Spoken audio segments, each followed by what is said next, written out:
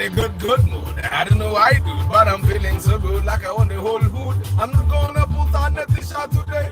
Feel like getting me a sweetheart today. I make her laugh, laugh, laugh. I make her wine, wine. Come to me, girl. I'll make you one, me make you one, me make you one, baby. I'll make you smile. I'll make you feel nice. After that time.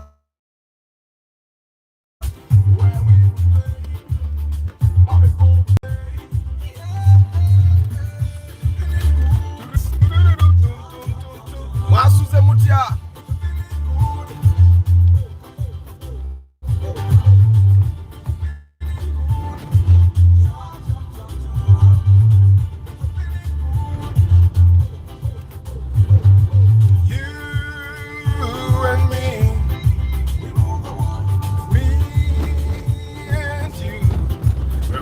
Make them jump, we're gonna make them dance. Jump, jump, jump, jump, jump, jump. Jump, jump, jump, jump.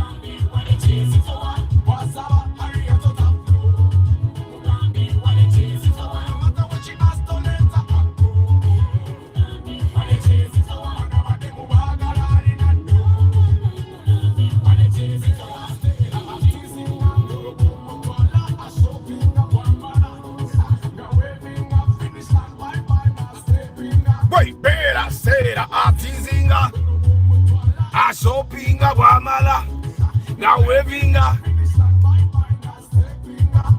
That's why they got think as she say. Muya when nakasuka garaga.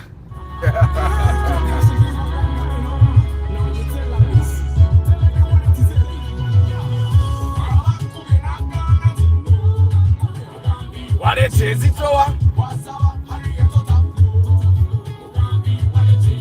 No matter what she ask to let her go. But about them who are gathering and do.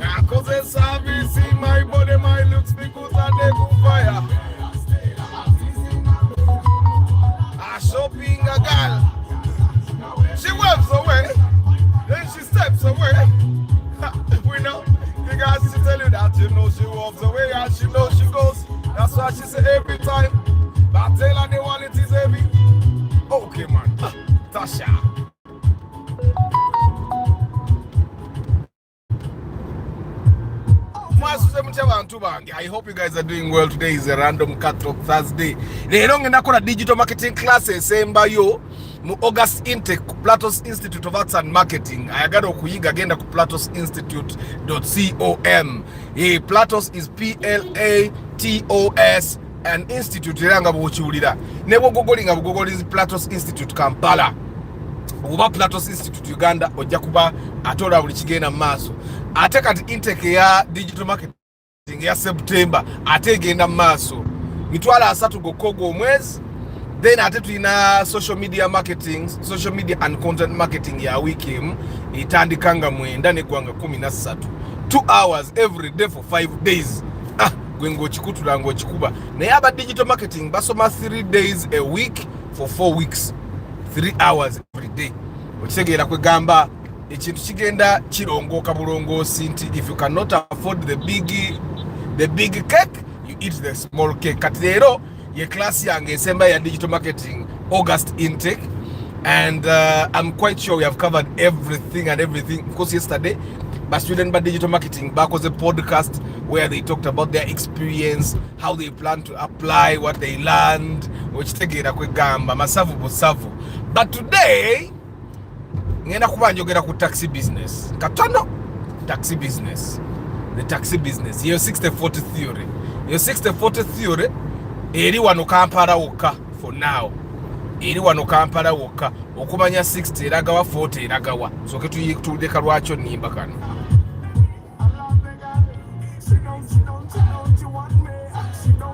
Ate that thing applies nemba n'abasajja abavuga Uber, nemba sajja abavuga lole. It applies in all those businesses. Wekastobanga chokola transport business 60-40 rule je tugenda okubanga twogerako yawa no Kampala togenda gisanga mu ku Google. Racho nimbo nemba ninza. Racho nimbo ninza. Racho nimbo nemba ninza. Racho nimba. The sky looks lovely, doesn't it? Girl, you're my number one. Wasoka na kugamba ne gulyo mwako gwagwa. I tell you that, but you don't care. You don't give a damn, you don't dare. My number one girl, you rule my world. You took my heart, never a part, but you make me beg. You make me beg. Every time I come over, you make me beg. But why? Omusajja wa lolo omulabye byavuze ebyekigwagwa. Omusajja wa lolo avuze ebyekigwagwa. Asose n'asale n'ayingira akagulu mu ngeri musiru. But why? Racho nimbo ninza. Racho nimbo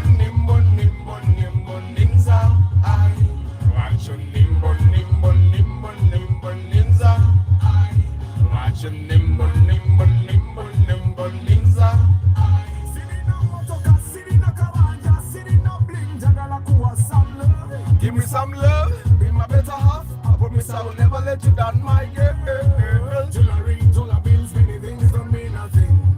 For as long as you got my heart. Nayerwa chongamba koma boluli. Sikumanyi bulungi njakwetegereza. I say yes, I say no, I say baby let's take it slow. You were my number one. Girl, you blew my world. You took my heart. Never a part. You make me big. You make me big. Every time I come over, you make me big. But why? Why? Guy, muri mutia olorimba narukubanga ndi mu I was in my second year in Makerere. Of course I didn't write that song. I think I wrote bits of the song.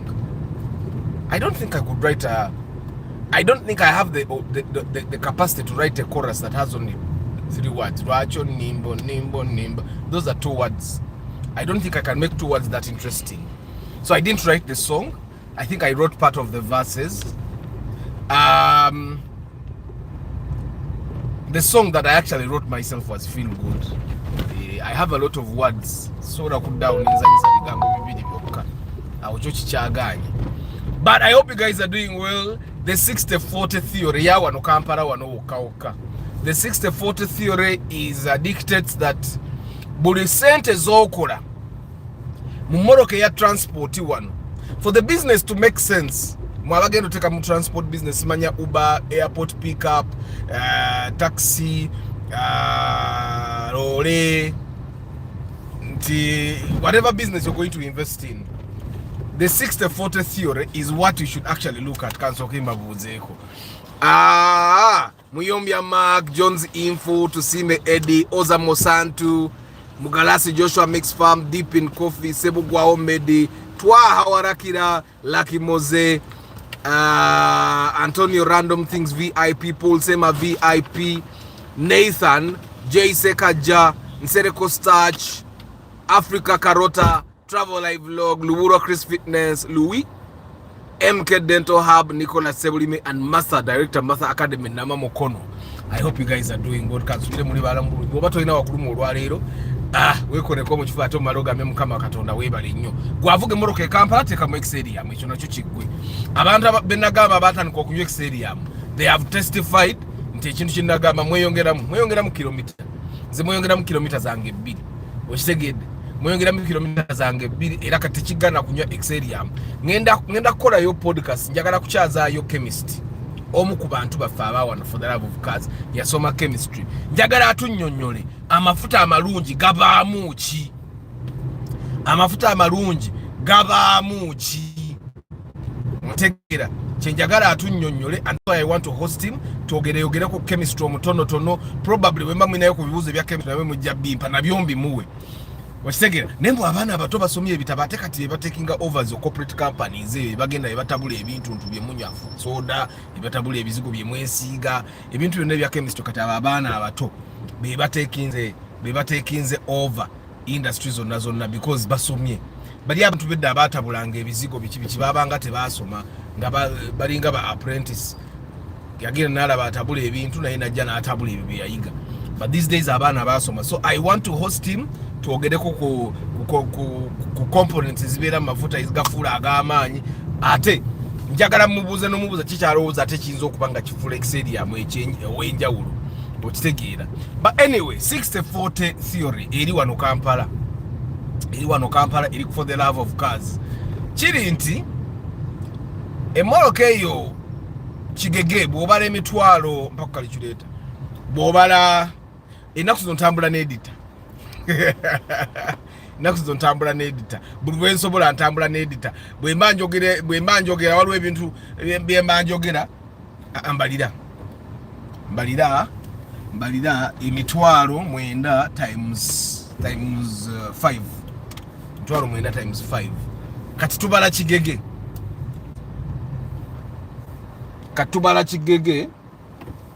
times 2 je mitwalo 9 kati kigege bwebe kuwe emitwalo kati ffe tubala fenga faba for the love of cars kubanga faba for the love of cars emmoloka etuwenna ku 5 olw'omukaga tuluwa manager kati bwebe tuwenna ku 5 senge badde tuwenna ku mukaga zaali badde zisukamu because zaali badde emitwalo 5 mwena neka tufune emitwalo 45 per week, yeah, and every 2 weeks zibere emitwalo 9. Now why am I calculating 2 weeks? Because Chigege taxis, they get service every 2 weeks. Every 2 weeks. Now if it gets service every 2 weeks, that means wobobala expenses ozibala every 2 weeks. Now the 60-40 theory will dictate that your taxi or your transportation business will take 40% of the money you've made every round period. If you make 1 million shillings, the Chigege will take 400,000 shillings in maintenance. Mbuze etya njagala okibale nti egenda zitwala ne weeba tezitutte. It will give you peace of mind. Every time you make 1 million shillings, 400,000 go into maintaining that car. Etya emotoka eyo Chigege service waayo ngokoze service ali basic uchusiza buchusa oil filter. Oil filter etwala emitwalo 21. Okitegeera 18 kwa 21 kisinzira kwa ite y'ebintu byokozesezza. Kati bwe twala emitwalo 18 kwa 21 ng'okyusiza oil filter kube Chigege zinywa liter 7 liters of oil. Now the ideal thing would be that every time you change the oil filter, you also change the fuel filter. That's diesel. It would also be ideal that boza ne bazita batezo ezeza diesel ezigira amafuta. It would be ideal for you to also do that. But majority of the time we don't, because we are trying to save. And now since Chigege zisula brakes, kyadi bade kirungi n'okyusa ne brakes. Brakes ozitwalonga musanvu ku 10. Ompulira sente gye ziraga. Kati okirabe nti sente ezo ziba nyangu nnyo za kuwera. Ne ziwera emitwalo 4 buli kakadde k'okola. Now kisoboka okuba nti you go for service and the mechanic checks n'azuula nti brakes tezeetaaga kukyuka, okitegeera, n'akugamba fuel filter eno tujozeemu buwoza oba osavinga akasente, okitegeera. But ideally that's what you should do. I feel good omwana yateekamu kajita akawooma okawulira naawe. Chamanti Mushaga Akubajita, Chairman Zach, good morning. Edwin Mugerwa, they should limit the number of border. I think transport business will hype.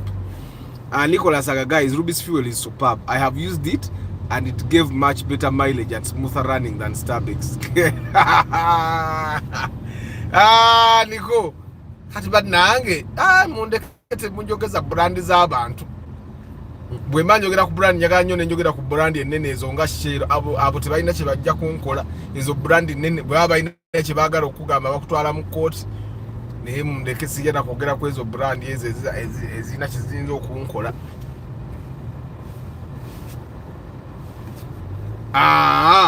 You promised us the Dr. Jonathan podcast. Dr. Jonathan ebibuzo byonna yabifuna da abirina kati gwe ninza ampe time, and you guys need to understand doctors are a little busy. Attack now that the interns are very few, and I saw a statistic in was it the Daily Monitor? I think it was the New Vision, that Uganda is supposed to have about 150,000 health workers. Yeah, we have only 50,000. 25, I think. We need 150,000 health workers, but the government has only hired 25,000. 25 to 50,000. That means we have a deficit of more than 100,000 health workers. So it means that doctors are few, very few. So they are quite busy. But it's going to give us time. Aje to jire. Arthur, is it true that we no longer have crude oil got from underground, rather we have manufactured oil? Edwin, those are things that you have to be inside to talk about. And now a person like Arthur to come and confirm that here on YouTube. Mujja kubeerawo muli awo nga sikyali ku broadcast buli ku machanga mwebuza Arthur yabaaki mukube simu zange ziriiko confirminga bye simanyi. Mugenda okuddamu okundaba nga nze nankozize nga kiki ekyakutuukako ng'ate nyega sirika busirisimbaga munnange. So I don't know about those oil things. Nze nasembayo okumanya nga Total Energies bakola ki, nga Total Energies bali responsible kusima amafuta. Katulinde ate nagezako to contact yani ono Mami Tony Otowa, who is the head of corporate relations, head of communications wa UNOC. Sinaba kumukwasa kuba kati naku zinatambula nnyo ali between the countries. Jugida yakwasaganya ebyo ebintu byonna byonna. He has to make sure that they have goodwill with the public everywhere. Yeah, but Edwin sijja confirming ebyo bintu sinnakiwulira nako. Mkwaya Richard, good morning. Heath Moses, good morning. Edwin again, and town service gegezi for new clutch. Arthur, I want to give guys a Mazda Demio experience on the podcast. You should come. jangu experience ya Mazda Demio abantu balina okugifuna. Ojaddi ate nze onaona longamba rojanze crew yange wireja kwata. Jangu. Ate they beat you to make sure that others learn from you. Ndozo chitegedde. Good morning, everyone. Yes, Michael Chris Mwonge, Oliotya. My very own hobby is a doctor. Ali wano nangi e Bahrain akola wano nga nurse in special care assistant. Afuna akasente clean money. Alinga 6 million per month. Nenga he's my hobby, our country yafa. I talked to a doctor some time ago and he was telling me yekasaya fuluma ne bamuwa practicing certificate. Baina we bagiyite license y'obwa doctor. Natandika okugoba ku bintu by'okugenda US. N'agamba omulimu oleda agwina gumulinze ng'alinze bulinzi kufuna visa ye agende. Ng'agamba nti the amount of money they make here as doctors is very small. Nenga if he goes there he's going to be getting about $10,000 per month. Kati ku $10,000 ne bwaba afisaako $2,000. $2,000 is about 7 million. 107 million ayinza batajikutazikola. I was surprised to hear that there are hospitals here that pay doctors 800,000. 800 private hospitals giving doctors 800,000. That's bad. That's bad. You cannot give someone that saves people's lives. And the thing is, the doctors write the prescriptions. The doctors, and you can be going to see a doctor and you pay consultation of 50K. And in one day, he can be seeing about 10 patients. That's about 500,000. Newaba akola ennaku nnya kitegeeza he has made 2 million shillings, but then you're giving him 800,000. Chokanga ajira olumu nakola ne ku surgeries, olumu nakola bichi. Not fair at all. Not fair at all. Nick Wabuyi, good morning. Arthur, if I'm a simple casual driver, how long can you take before replacing shock absorbers? It depends. No, shock absorbers die distance and road condition. Shock absorbers don't die because of your driving. Because you can be driving slowly, but the shocks work hard. Which take it. But if you're a casual driver, you can take even a year. You can take a year. Now there are people that will come and tell you, I've driven 2 years without changing shock absorbers. You have just not checked them. They be there dead. But there are people that if you live in here in Bukoto and work in town, you can drive your shock absorbers for 2 years. You get. But it's very hard to find someone that only travels between Bukoto and Kampala CBD. It's very hard. Sometimes you'll go to the village. And that one time you go to the village, I don't know waka unda atomede dechi. Atomede den no dala ne bonnet yewe same.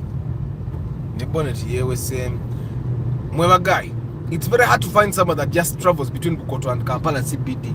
The one time you go to the village is the day you're going to kill the shocks. Right? So I find that shock absorbers, you should give them about 1 year. Katolaba, I bought shock absorbers in the Corolla Namwade. When I gave it to the person that has the car now, he drove it for about 3 months. Shoko nazita. Nzinalinzi vuze ndozo mwaka mulamba. Bwe yazita netugenda je nalingula shocks nga teziriyo nga tezino zikubagana nnyo netubako zetugule wa kiseka. Nezikola weeks 2 nezifa.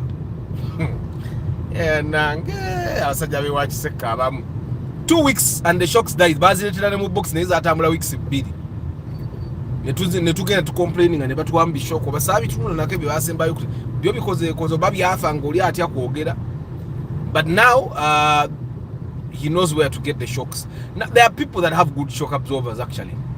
But kati gwe bobato vuga nyo naye kati ono omusajja ona atambula nnyo engeri gyavugamu ku Uber. Kakitegeza shock absorbers zikola nnyo. But other than that, bobaka tinzenga Arthur, I normally drive if I put the shocks myself, because in Zengina quality take up Moroke Yangi.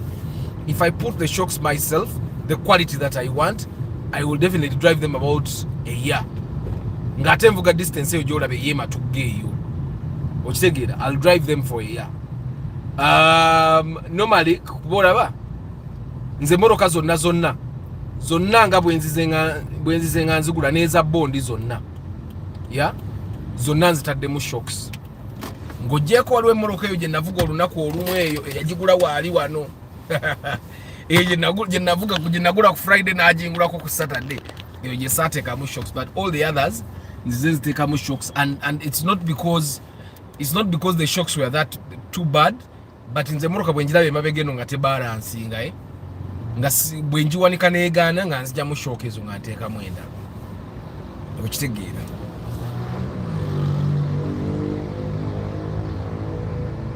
Nange staki waabwe singa bangi police abasomesa bank tellers. Arthur, bring Nicholas because someone wanted me to buy his Mazda Demio. I Nicholas yatugamba dawa naye kati agenda kujjanga, you get it from the horse's mouth. Nico, when are you coming? Nizinebo ngambo oli Kampala ng'ojja kati. As a matter of fact, my team is going to shoot they have a podcast they are shooting today. So boba woliye Kampala jangu baba shooting eringa ba shooting affe. Well, the salary is unfair, but we have to understand the country we are living in is broke. Honestly, the country has no money. The country has money, Chris Fitness. The country has money. The country has money. You people are buying generators for people of 1 billion and you're saying you don't have money. You have money. The country has money. The country has no money. The country has money. Every minister has to escort vehicles. For what? Who wants to even kill our ministers? No one wants to kill our ministers. Our ministers should be traveling in Nuas like that one. Ngalina yeka.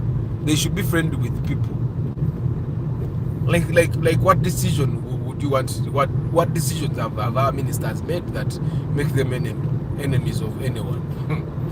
Like if our ministers balinga bagenda ne basanga omuntu gazimba muntu bazima tojja bizimba yo oba ne basanga omubbi w'ettaka tojja kulibba yo. Twali government kali they need protection from land grabbers, but what do they do? Chris Fitness, we have the money, we just don't spend it the right way. And me okumanyanga kiraba nti we have the money. Nze nabagamba bwe nali nga sinaba kuzimba my first house nasanga omukazi atunga engatto nga ayina emizigo gy'abapangisa naye ng'akomawo n'asula mu kakonteyina ke naye nga ayina emizigo gy'abapangisa ng'era egyo emizigo gye giwerera abaana be.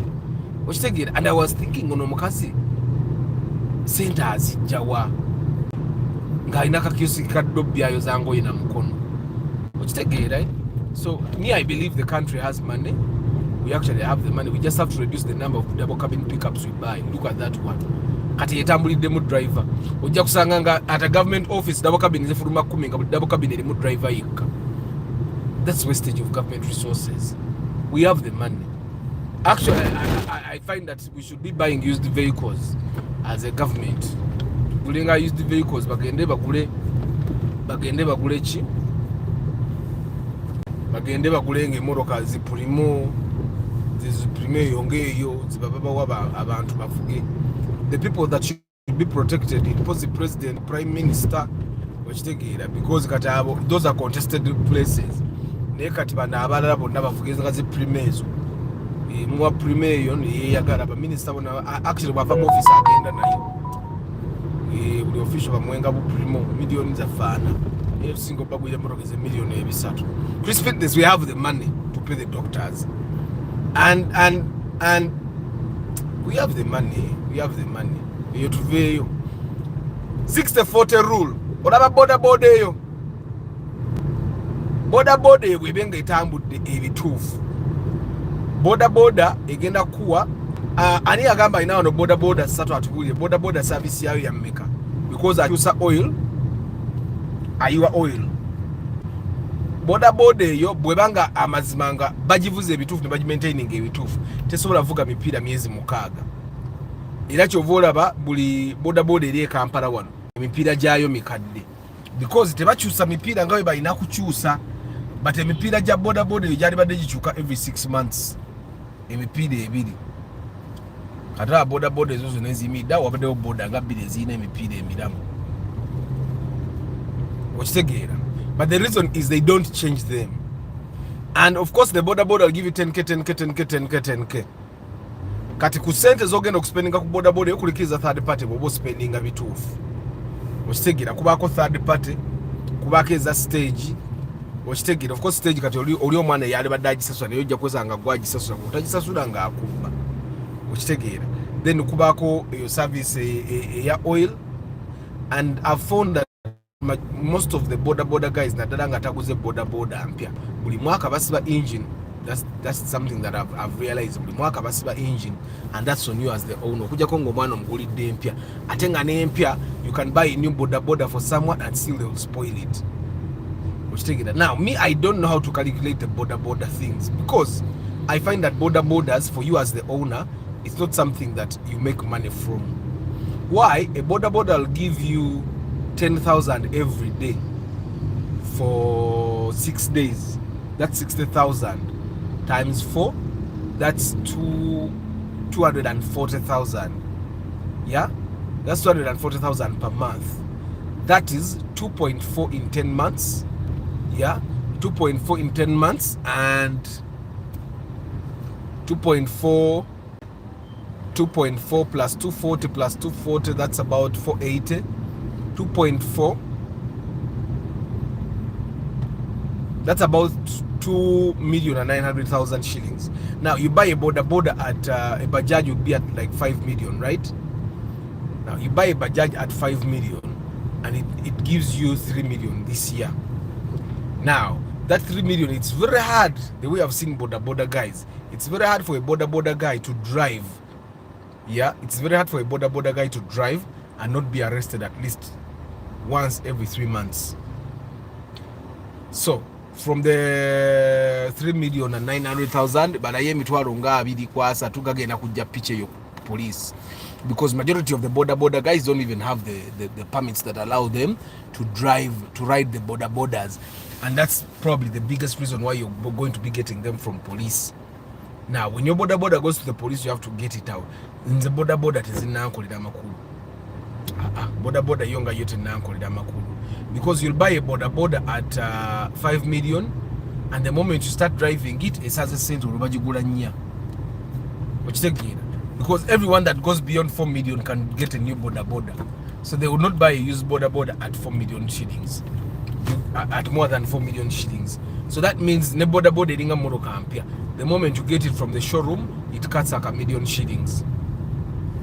It cuts like 1 million shillings, and I think that's why some boda guys now have resorted to buy the cheaper one. They are buying Honda, they are buying TVS, then they are buying some of these electric things that these guys are selling. What happened to the Yamasanyarazi, where you go and they replace the battery.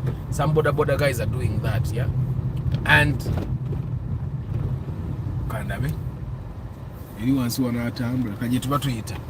so and that's for me, the boda business has not made sense to me. Somehow the Uber business doesn't make sense to me, but people still keep wanting to do it. I have always told people that the 60-40 thing doesn't apply with Uber, because with Uber it will actually be 20-80. That of the 1 million shillings you make from Uber, 800,000 goes back into the business, and it doesn't go back into the business that it's improving it, no, to maintain the business, and that's bad business. You get you will actually find some people use 90%. It's 10-90. That of all the money you make from, because even the food you eat as you're driving Uber, that's management fees, parking fees, fuel, car wash, service. And there are people that be driving Uber and they cannot even maintain a car properly. That's why you'll find that someone is driving a car that looks new, but it doesn't feel new. But the guys that are driving UBAs in Uber, why? Because that's almost all the money that he makes azizamu okutereza emmoroka eyo okugizza mu mbeera gyeyina okubeeramu, okitegeera. So for me, I find that two angles you should not take with in transport should be Uber and border. For me, it doesn't make sense to me. But I find that Chigege, the taxi business, would work. The 60-40 rule applies. But Katoino Kubala, right now, Nabagama, if you're going to be buying a Chigege, you buy it at 30 million. 30 million and above. To get one that will not only maintain its value when time for selling it comes, but also one that will not eat a lot of your money. One, abasajja ba Chigege abasinga bayiya. Batetenkanya nnyo naddala mu kukanikaawo. Ate basinga kuyiya nnyo suspension bagiyiya nnyo, ayinza n'ogattagatta busepulinjo obwo n'agattagatta obufuufufu bungi. Kati nga gwe, when you buy it, one of the things you have to do is to overhaul the suspension system. Engines zoba zikuuma nebeera nga terina buzibu. Ne gearbox bagezaako. The only thing that with the Chigege gearboxes is the clutch. Yejja kugira clutch pressure, okitegere byo bitera okucyankalana. And ebiseera ebimu I find that driver naddala bw'aba avuga ng'alemezaako ekigere, ate nga abasinga abavuga emmotoka za manual balemezaako ekigere. That's the thing. But the 60-40 rule applies with Chigeges.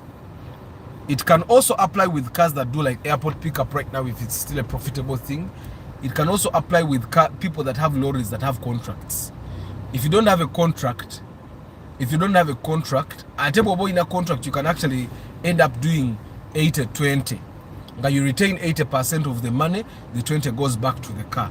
Why? A motorcar contract etambula only journeys that have been sanctioned. Which you don't be driving around or walkers or batokoze. The lorry business katolaba ngoyo w'ekimotoka ekyo.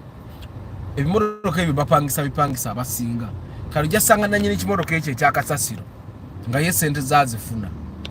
He just has to make sure the engine He just has to make sure that the engine is in good condition. Engine, gearbox. Ukitegera suspension y'ekyo ekimotoka kati ogiraba ekimotoka kitambula kuvaawo paka kiteezi kuvaawo paka tekina walala we kiraga. So suspension ojja gisanga ng'ewangaalamu ne engine yennyini ewangala kasiteba n'amaanyi nti erinnya ensozi zaayo bulungi tagenda kukola mbwerabika etya. Ebimotoka byakasasiro tebisasula third party, tekiyinza kubaako third party ne bwoba okoze otya. Tebisasula misolo giri emirala, okitegeera. But driver tebafaayo kubeevuga kasasiro. Kati emmotoka ekola sente okusinga omuntu agenze n'agula erifu ey'omusenyu. You get aba akola sente okusinga omuntu aguze erifu ey'omusenyu. You get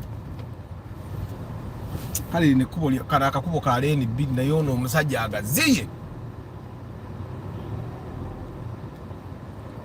agaziye leni ey'okubiri n'agitta.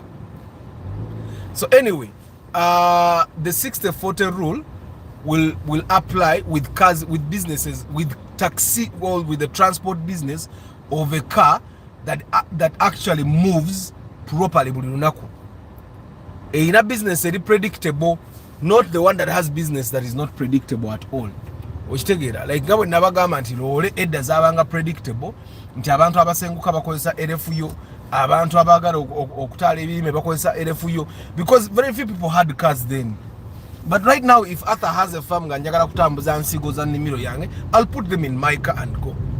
Abantu abalina emmoroka bangi kati ne Uber yennyini edda yakolanga nnyo because the people that had cars were very limited. Now people have car knowledge. Literally everyone is buying a car. The journeys they used to do with Uber kyakola.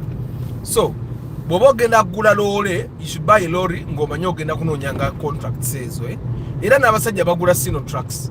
They buy Sinotrax ng'abaze nti Sinotrack yange ngenda gifunda contract mu company bweti ne bweti oba mba China nsombe ng'omusenyuzi bampe sente zange. That's what they do.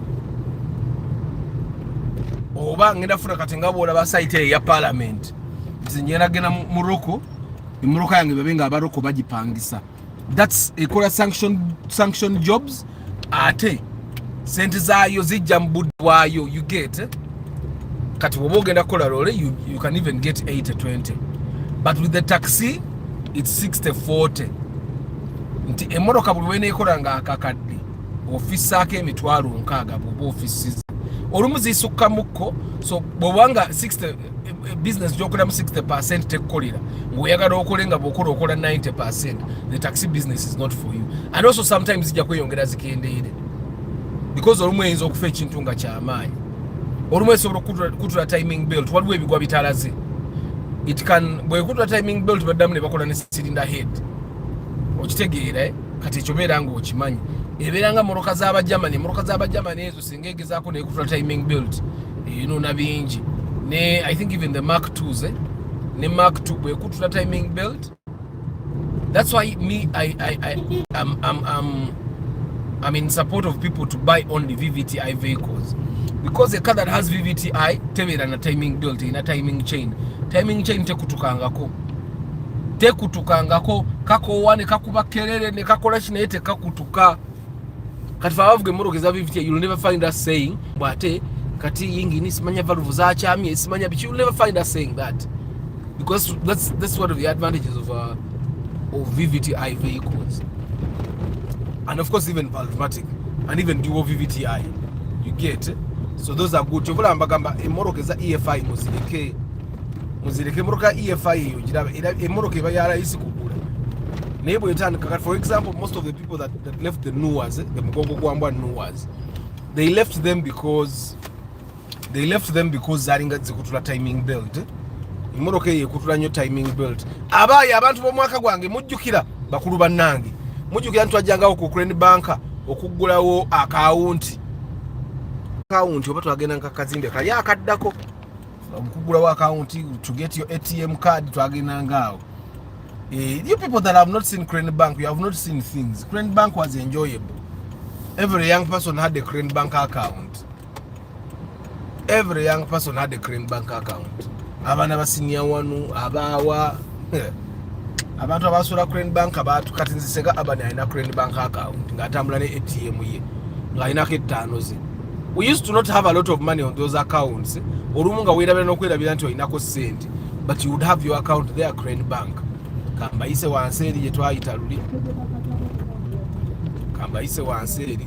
So today I'm having my last digital marketing class for the August intake. September intake etandika nga 4th September, which is next week. So abadde ayagala osoma digital marketing ng'oli Kampala.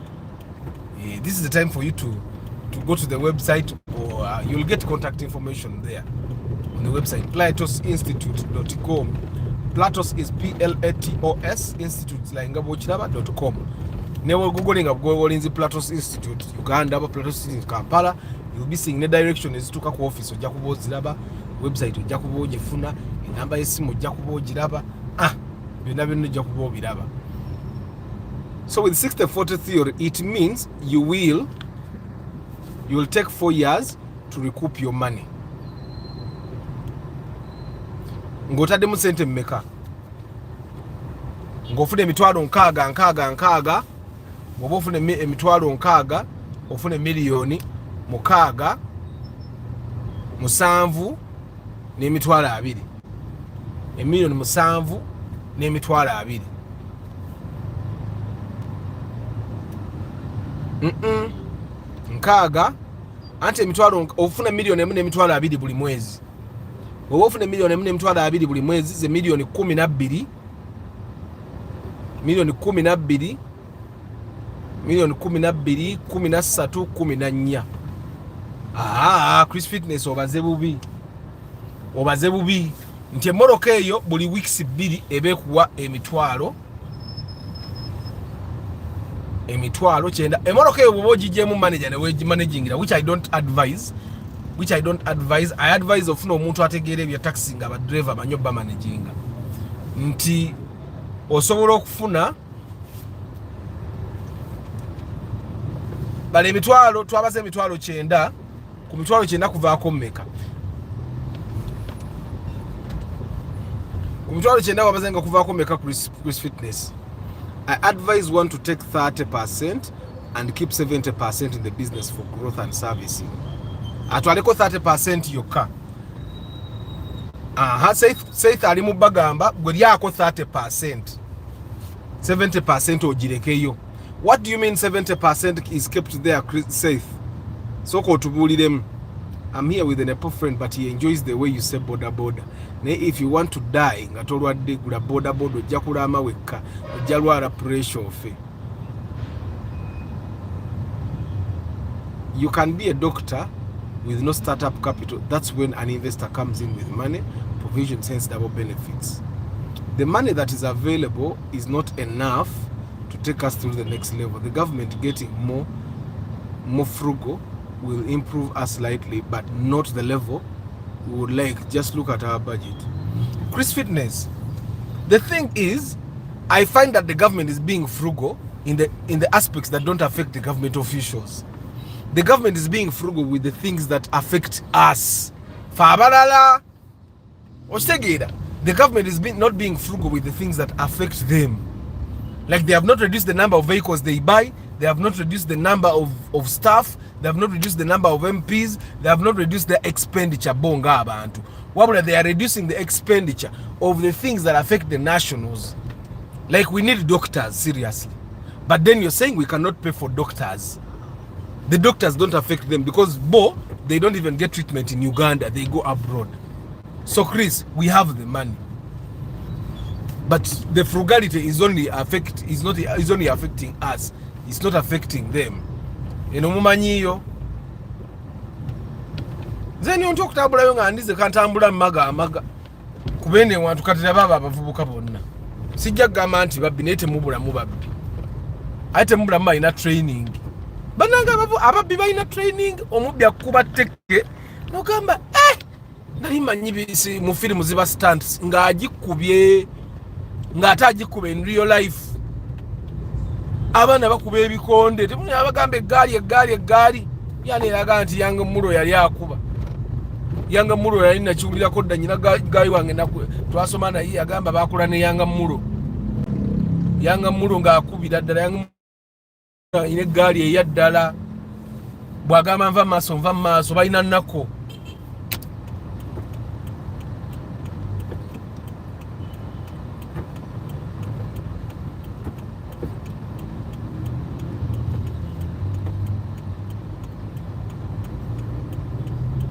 Ombadde nyina okusiriikirira mu kuba wakwegendereza nnyo yinza okugira owa boda najja n'akugwamu. But guys, muwulire Seth abagambye if you're going to be having a kigege buli bwokola kigege 30% gitwale 70% giteeke ku account ya business.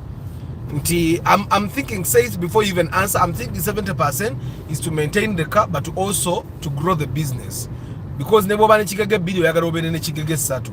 So if you keep 30% and Chris Fitness, if it takes you 3 years, which it doesn't take 3 years, I think it takes 2 to 2.5 years to recoup your investment. Now, Chris Fitness, the difference with the Chigege business and other businesses is that Chigege jogula katugeze 30 million now.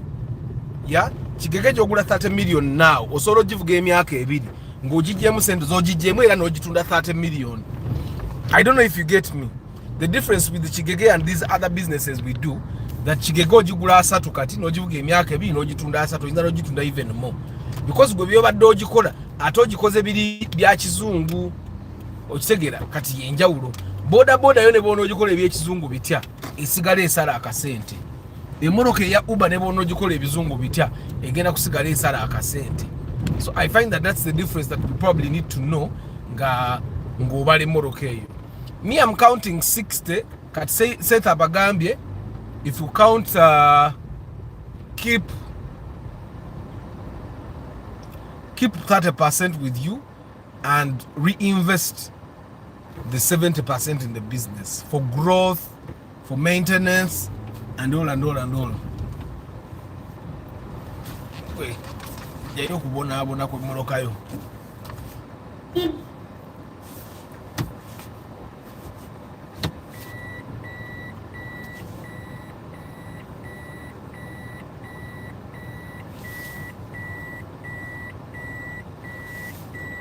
Alemeddeyo kale kampakinga embasiibule.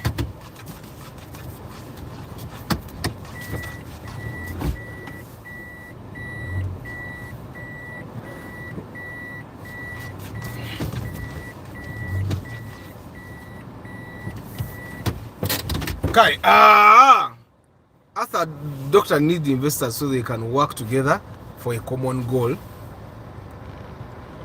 The money that is available, okay. Hi Arthur, good morning. I have come to realize aba boda obalinako akadubudubu siyinza nakubaako nakadubu kuva boda tekiriiyo.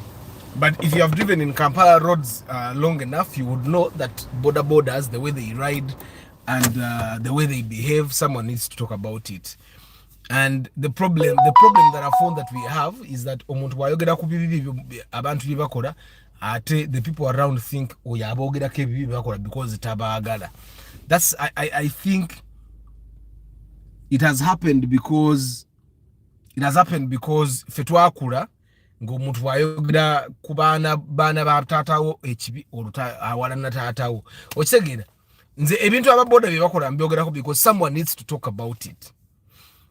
One of the things that the borders can think right now, what the things they do have grown to become normal.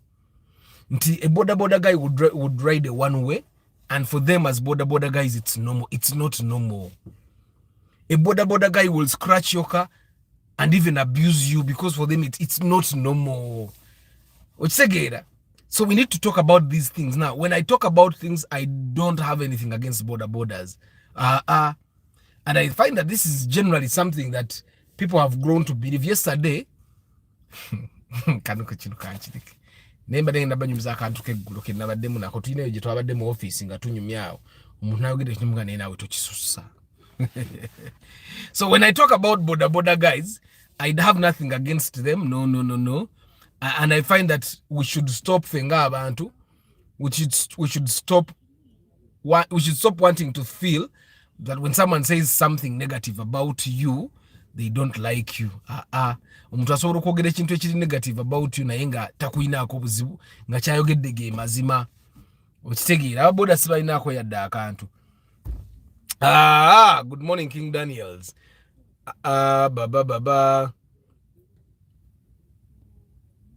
Chris Fitness kambale wano mu calculator nkubalire ebbanga. It doesn't, you get 900,000 per week times 2 times 2 no tukole 900. What is 40% of 40% of that was 900,000. That's 360. Yeah, 360,000 wozijjako osigaza emitwalo 5 mwena. Emitwalo 5 mwena times 2 kitegeeza emmoroka eno gijjamu miliyoni emu buli mwezi times 12 oba ogifunamu miliyoni 12.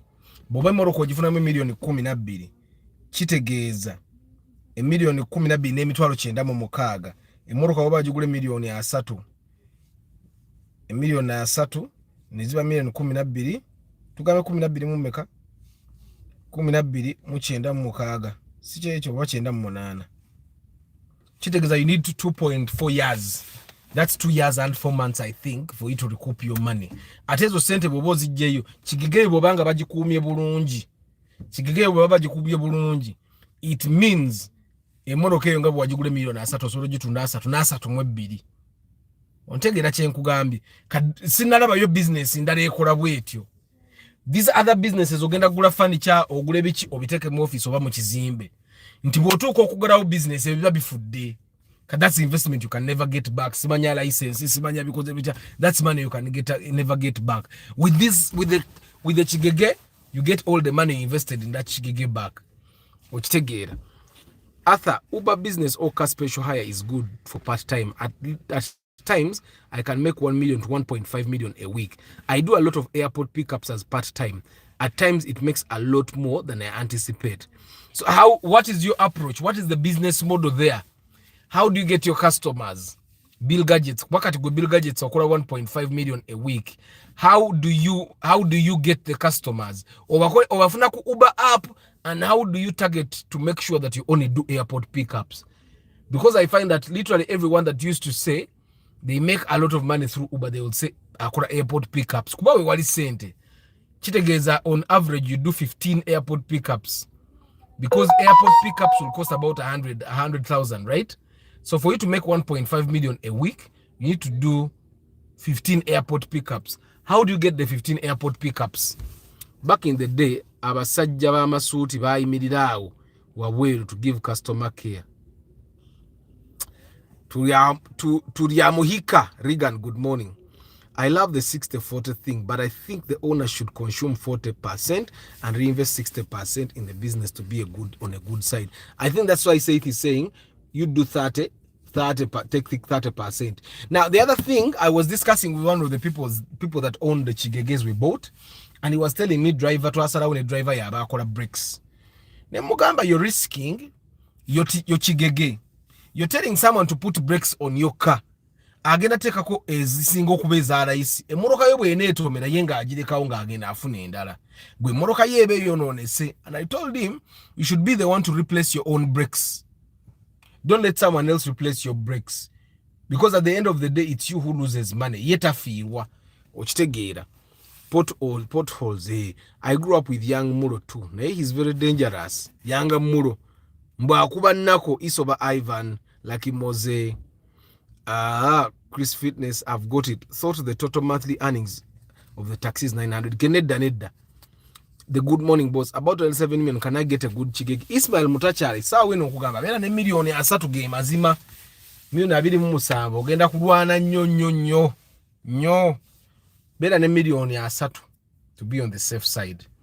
Saith aga, my approach to this business is quite different. Tell us, Saith, what's your approach? To build it, maybe someone can borrow it na ene mukolera. Tell us your approach. Ngabo ensibula. Say that to bulira, so you can read the comment down there. Muyombia Mark Jones info to see me Eddie Oza Mosantu, Mugalasi Joshua Mix Farm, Deep in Coffee, Sebugwao Medi Twaha Warakira Lucky Mose, Antonio Random Things or VIP. Presidential candidate Bidabidi Mukaga, FTC People's Party, Paul Sema VIP, Nathan J. Sekaja, Nsereko Starch Africa Carota, Travel Life Vlog, Lubura Chris Fitness, Louis, Nathan, MK Dental Hub, Nicolas Sebulime, Matha Academy Namamu Kono, Chairman Zach, Edwin Mugerwa, Mokwaya Richard, Heath Moses, Michael Chris Muwonge, Nick Wabuyi, Sebugwao Medi, Bill Gadgets UG, Council Up Patrick Asiku, Joseph Baliku Dembe, Chiyimba Samson, King Daniels, Saith Kagaba, Turiamuhika Regan, Lucky Mose Isoba Ivan, Ismail Mutachala, Melvin 19. How much is your pre-purchase inspection? Pre-purchase inspection is only 450,000 shillings. It covers 1 day of pre-purchase inspection in the Kampala Central Business District. We look at all those cars. I come with the mechanic, and that money also covers the Nejeke Jari Mukamori. Good morning, JK. Say if it needs the answer, so go to the approach you. We live to learn about again. So, and Melvin pre-purchase inspection costs you only 450,000 shillings. 1 day, Kampala Central Business District. But to suka out tugenze wachiso, awobogenda gula ya mafuta gatwale wachiso. Because wano na uka Kampala. Ebisere mtu kola pre-purchase inspection na abantu gutugenda ogulire motoka ye mwenyini na ako okunonya. Na giving up na gane atha atubuleri. Okitegira. Chris Da Vinci, good morning.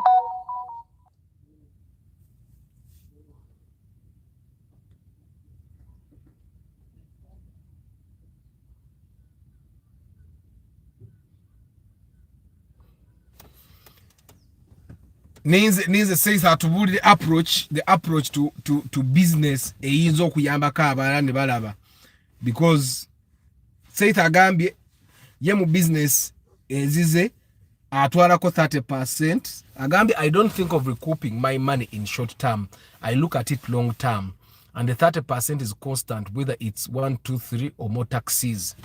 Okiwulidde Chris Fitness emoroka bwekola kakadde says agala atwaleko asatu ensanvu ziddeyo mu business asatu kitegeeza agenda funa asatu times 10, that would be 3 million, that is be 3.6 per year.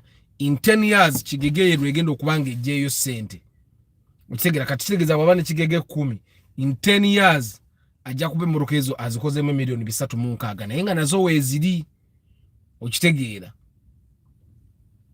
kale kamba sibuli our hour has been abali mukamoli. I don't take you for granted. Thank you very much for being here. Don't forget the 60-40 rule. You keep 60%, 40% always goes back into that car. Nebo zibate zikozeseza gwe sente zayo zitereke yo wali because ojja genda olumu weeks 2 baje bayiwe oil bavuge muroke egende ejje ku week eddako omwezi gumanenge ye oil $2,200 mugumu kitegeza gali emitwala nage tubaze gakwesezza omwezi mulamba jibe $4,200 okitegeera ebekozezza omwezi mulamba kitegeza oyina ka balance kali naye ng'okalekayo n'okalekayo n'okwata yo 60% n'ogitereka. Mukama abampeera omukisa guys. I wish you a very lovely day. I'll see you tomorrow doing Question Friday. Ciao.